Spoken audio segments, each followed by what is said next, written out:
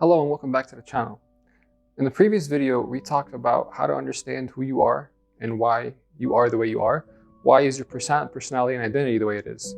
And I promised that later on, we're going to talk about what are some of the things or some of the underpinnings of your current personality, how to understand why you are the way you are, and possibly what are some of the potential ways that you could go about to change your personality to something that you would prefer or aspire to be.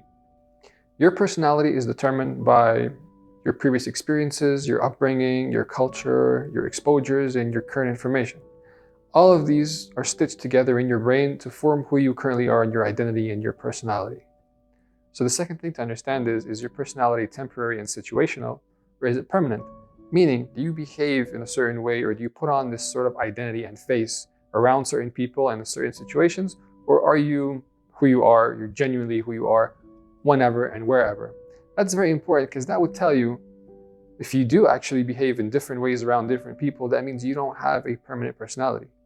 In other words, your personality might be a little fake, or you have not pinpointed what you want to be yet and who you are and who you want to be and stuck to it. So let me give some examples. Some people would detest or frown upon others that are, let's say, in certain situations of authority. They say, how do those people behave that way? Why is it that they're not sympathetic and they don't think about how we are and what they're asking us to do and how that affects us? But when these people are given positions of authority, they would behave in the same exact way that they initially detested and criticized. Why is that? Why is it that in one situation, one circumstance, you behave in a certain way and you frown upon others for what they do, but when you are put in other people's same position or same circumstances, you behave exactly the same way?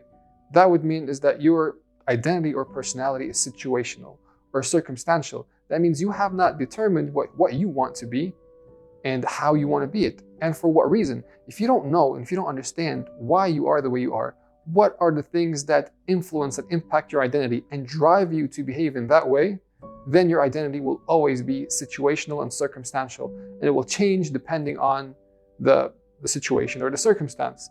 Thus, to start building a genuine personality where you are one way at all times and with all people, whenever and wherever, you need to know who you are right now, what you want to be. It's fine, by the way, for your identity or personality to be a work in progress. Maybe you're not where you want to be right now. You have not, fully reached your aspired personality or identity, and that's fine. But you should always be working towards it. You shouldn't be fake or ingenuine. Your personality should persist and your identity should persist regardless of the circumstance. And if you understand why you are the way you are right now, why your personality is structured the way it is, why you behave or why you have certain inclinations or predispositions, and we talked about these are of course because of past experience and culture and exposure, what you've trained your brain to always think and what you've allowed yourself to always behave, these things cement themselves, and these thoughts, they become part of your permanent personality and identity. So number one, understanding who you are, why you behave the way you behave, pinpointing the reasons that led you to have certain thoughts or to perform certain actions. Second, determining what you aspire to be. What is the personality that you want to work on, you want to work towards, you want to progress towards?